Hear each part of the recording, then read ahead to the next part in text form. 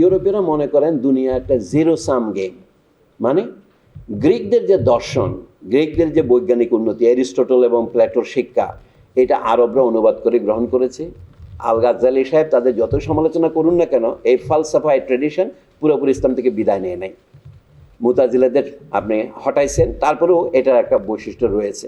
কিন্তু একটা পর্যায়ে দেখা গেল আরবরা এই দর্শনের যে আধিপত্য, অর্থাৎ গ্রিক দর্শনকে তারা বাঁচিয়ে 500 বছর অন্তর রক্ষা করেছে। স্পেনে এবং ভূমধ্য সাগরের দক্ষিণ দিকে, মানে উত্তর আফ্রিকায় এবং খোদ আরব দেশের কাছাকাছি, লেবানন, সিরিয়া, এই সমস্ত অঞ্চলে। সেইটা যখন ইউরোপদের হাতে পার হয়ে গেল, তখন তারা একটা থিওরি লিখলো। তারা মনে করে একজনের পতন না হলে আরেকজনের উত্থান হয় না। তারা প্রথমে মনে করে কি আমি অমুক পীরের দিনে বয়াত হলাম, তারপর সে 2-1টা রিচুয়াল পালন করে, তারপরে আরও বেশি পালন করে, ধীরে ধীরে। অর্থাৎ মুসলমান হওয়ার জিনিসটা একদিনের ব্যাপার নয়। ইসলামিক আকিদাগুলো শিখতে তার বহু সময় লাগে। তার তো আর এআই এর টেকনোলজি ছিল না, সে তো ধীরে আইডেন্টিফাই করতে পারতো না। আস্তে আস্তে আস্তে আস্তে, এবং অর্গানাইজ করার প্র্যাকটিক্যালি কাজ ছিল না। আকবর আলী খান সাহেব একটা ভালো কথা বলেছেন। উনি বলেন তাদের পূর্বাঞ্চলে, কুমিল্লা অঞ্চলে মানুষের ধর্মান্তর ব্যক্তি হিসেবে হতো না, গোটা গ্রাম ধর্মান্তরিত হতো। কাজে কোনো একটা, এই যে পূর্ব বাংলায় মুসলিম সংখ্যাগরিষ্ঠতার বড় কারণ, যদি গ্রামের গোষ্ঠী প্রধান ইসলাম গ্রহণ করে, গোটা গ্রামে ইসলাম গ্রহণ করে। এখনও দেখেন ব্রাহ্মণবাড়িয়া যেভাবে মারামারি হয় সরাইলে, দলে দলে গিয়ে করে, এটা থেকে টাঙ্গাইলেও হয়। 2টা খুনাখুনি হয়েছে গোপালপুরে। মানুষের এই গোষ্ঠীবদ্ধতা এটাও আছে। এখন আপনি মনে করতে পারেন যে এটা ইসলামের কারণে নয়, তার এই জমির জন্য সে হয়েছে। এইগুলো যেগুলো দুর্বল দিক আছে, এগুলো নিয়ে ব্যবহার করেছেন। এখন আমি শেষ কথায় আসি। রাইস কেটা, ইউরোপীয়রা মনে করেন দুনিয়া একটা জিরো সাম গেম। মানে গ্রিকদের যে দর্শন, গ্রিকদের যে বৈজ্ঞানিক উন্নতি, অ্যারিস্টটল এবং প্লেটোর শিক্ষা, এটা আরবরা অনুবাদ করে গ্রহণ করেছে। আল গাজ্জালি সাহেব তাদের যত সমালোচনা করুন না কেন, এই ফালসাফা, এই ট্রেডিশন পুরোপুরি ইসলাম থেকে বিদায় নেয় নাই। মুতাজিলাদের আপনি হটাইছেন, তারপরেও এটার একটা বৈশিষ্ট্য রয়েছে।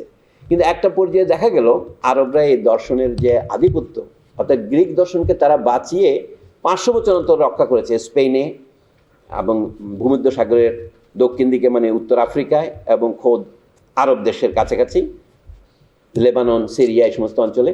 সেইটা যখন ইউরোপদের হাতে পার হয়ে গেল, তখন তারা একটা থিওরি লিখলো। তারা মনে করে একজনের পতন না হলে আরেকজনের উত্থান হয় না। গ্রিক জ্ঞান আরবদের মাধ্যমে ইউরোপে গিয়েছে, এবং ইউরোপেরা নতুনভাবে আবার গ্রিককে আবিষ্কার করেছে, যেটাকে রেনেসাঁস বলে। কিন্তু তারা মনে করলো আমাদের যখন উত্থান হয়েছে, তখন নিশ্চয়ই আরবদের পতন হয়েছে। তারা আদিক্রমে সবাই ডিক্লাইন অফ ইসলামী কথাটা লেখেন। অর্থাৎ প্রথম কথাটা এরকম, গ্রিক দর্শন আরবে এসেছে, আরব থেকে ইউরোপে গিয়েছে। ইউরোপে যখন উত্থান হচ্ছে, তখন ইসলামের নিশ্চয়ই পতন হবে। কারণ 2টা মিলে তো রেজাল্ট শূন্য হতে হবে। একজনের পতন হলে একজনের উত্থান হয় না। কিন্তু এইটা ঐতিহাসিকভাবে সত্য নয়। এবং এই যে সাহাব সাহেবের বইয়ের কথা যে উল্লেখ করেছেন, এই বই পড়ার মতো বই। এটা চিন্তা উদ্রেককারী বই। সাহাব সাহেব 48 বছর বয়সে মারা গেছেন 2015 সনে। তার বই 2015-তে বেরিয়েছে। তিনি 2005 থেকে হার্ভার্ড বিশ্ববিদ্যালয়ে পড়াতেন, কিন্তু তাকে হার্ভার্ড টেনিউর দেয় নাই তার এই বইয়ের জন্য। আরও বহু কাহিনী আছে, আমি সময় সংক্ষেপ করার জন্য আর বলছি না। আরও বহু বই ইউরোপীয় পণ্ডিতদের মধ্যে, জার্মানিতে এক পণ্ডিত স্যার টমাস বাউয়ার নামে, তিনিও একটা বই লিখেছেন, অ্যাম্বিগুইটি অফ ইসলাম। এইটাও বেরিয়েছে 2011 সনে। এই বইগুলি পড়লে দেখা যায় যে ইউরোপীয়রা ইসলামকে যেভাবে কল্পনা করেছে পতন হয়েছে, সেটা ঠিক নয়। ইটন সাহেবের বই নিয়ে আমি কেন আলোচনা করছি? একটা কারণে, এই রাইস শব্দের জন্যে। এইটা তিনি সঠিক বলেছেন। উনি ডেক্লাইন কথাটা ব্যবহার করেন নাই। এমন মার্শাল জিএস হডসনের মতো বড় খ্রিস্টান ক্যাথলিক পণ্ডিত, কোয়াকার পণ্ডিত, তিনি দ্য ভেঞ্চার অফ ইসলাম প্রকাশ করেছেন 1974 সালে। উনি অল্প বয়সে মারা গেছেন। সেই ভদ্রলোক ডিক্লাইন অফ ইসলাম কথাটা হরদম ব্যবহার করছেন। মানে তাদের মনোজগতে একটা ব্যাপার আছে, ইসলামের পতন হয়ে গেছে কি, তখন বলে কি ক্লাসিক্যাল ইসলামের পতন হয়েছে।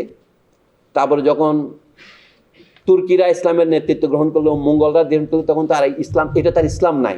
তখন তিনি 2টো শব্দ বার করলেন, যেটা খাঁটি ইসলাম, ধর্ম, বিশ্বাস এবং থিওলজির যুক্ত, এটার নাম ইসলামিক। আর যেটা ইসলামের কালচার, সঙ্গীত, শিল্প, অন্যান্য যা ইসলামের গৌরবের বিশেষ আর্কিটেকচার, যেন 1653 সালে তাজমহলের নির্মাণ শেষ হয়েছে। তাজমহলকে আপনি কি বলবেন? ইসলামিক বলবেন? বলে না, বলা যাবে না। কি? ইসলামিক কেট। এখন আমাদের পণ্ডিতেরাও তাহমিদ আল জামি শুদ্ধ, আমরা সকলে এটা হরদম ব্যবহার করছি। আমি সম্মানের সাথে বলছি, উইদাউট আস্কিং দ্য কোয়েশ্চেন। তাহলে যারা বড় দার্শনিক স্পেনে, যেমন ধরেন ইহুদি দার্শনিক ছিলেন মাইমোনাইডেস।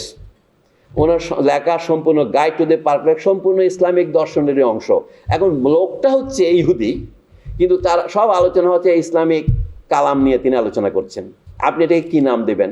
শাহ মোহাম্মদ সাহেবকে নাম দিয়েছেন he is an Islamic Jewish thinker. এখন কথাটা একটু সোনার পাথরবাটি মনে হয়। আপনি এখন তাজমহলকে কি বলবেন? ইসলামিক বলবেন না ইসলামিক কেট বলবেন? এই সেদিন ইরানিরা বুক বটলা করলো, আমাদের ইরানি স্থপতিরাই এই তাজমহল বানিয়েছে। আওরঙ্গজেবের ক্ষমতা গ্রহণের মাত্র 5 বছর আগে তাজমহলের নির্মাণ শেষ হয় 1653 সনে। আমি এই জন্য বলছি যে এখানে অনেক সমস্যা আছে। ইসলাম কি এটা নিয়ে রিটন সাহেব আলোচনা করেন নাই, তবে তাকে ধন্যবাদ জানাতে হয় তিনি যে ইসলাম শেষ হয়ে যায়নি। যখন আরব দেশে ইসলামিক রূপ যখন প্রায় মৃত্যু পথে, তখন ইসলাম বিকশিত হয়েছে। ইসলাম জিন্দা হতে হয় হর কারবালা কি বাত। আমাদের বহু কারবালা হয়েছে। যখন হালাকু খানের বাহিনী বাগদাদ শেষ করলো, তারা বলে বাগদাদের সাথে সাথে ইসলাম শেষ। কিন্তু দেখা গেছে এখন তারা বলছে কি, আরে ইসলাম তো গিয়ে ইস্তাম্বুলে জায়গা করে নিয়েছে, সেইটা এখনও ওয়ার্ল্ড অর্থোডক্স খ্রিস্টিয়ানিটির হেডকোয়ার্টার তাদের মক্কা, কিন্তু সেটা এখন তুর্কিদের হাতে পড়েছে। তুর্কিরা বলবে মুসলিম। যারা ইসলামকে ধ্বংস করতে এসেছিলেন চেঙ্গিজ খান, হালাকু খানের বাহিনী, তাদের সন্তানরা আবার ইসলাম গ্রহণ করেছে। এখন আমাদের মৌলভী সাহেবদের বড় সমস্যা দেখা দিয়েছে। এদেরকে একটি পুরোপুরি মুসলমান বলা যাবে? সেটা আজকে আমি নিষ্পত্তি করছি না, আপনারা প্রশ্ন করেন। আসসালামু আলাইকুম।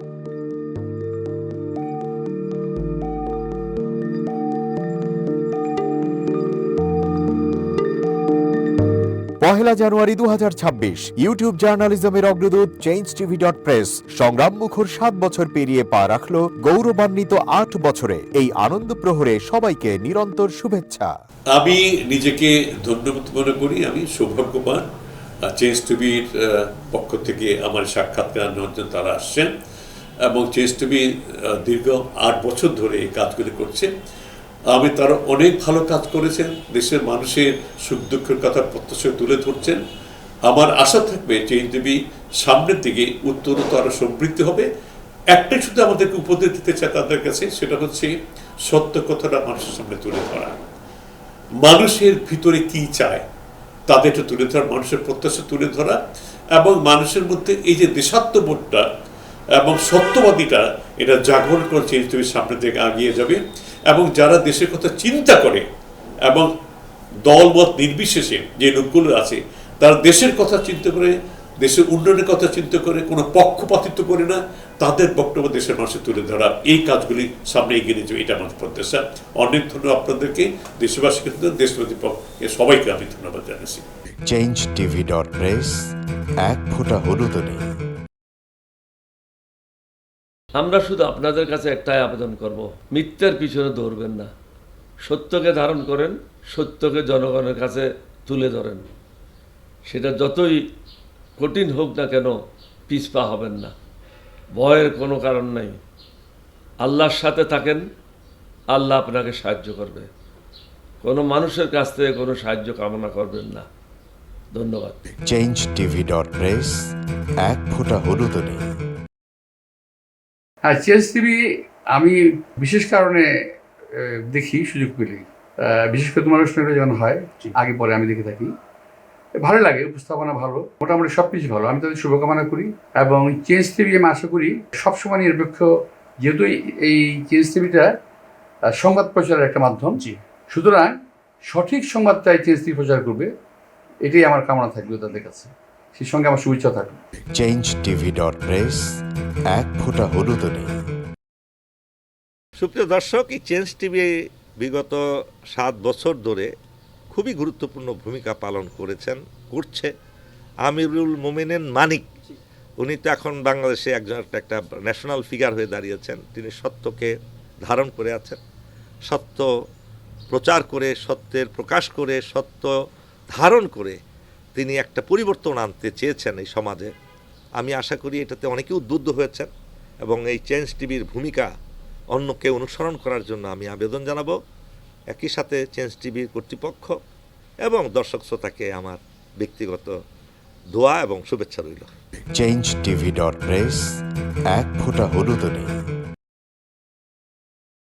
বিশেষ করে আমিনুল মোমিনিন মানিক তার চেঞ্জ টিভিতে তিনি সবচেয়ে আমাদের কঠিন সময়ে, সবচেয়ে দুর্যোগের সময়ে এখানে যে সমস্ত অনলাইন খুব ঝুঁকি নিয়ে দায়িত্ব পালন করেছেন, তার মধ্যে চেঞ্জ টিভি এবং তার প্রধান উদ্যোক্তা আমাদের প্রিয়ভাজন আমিরুল মমিনিন মানিক, তিনি অন্যতম।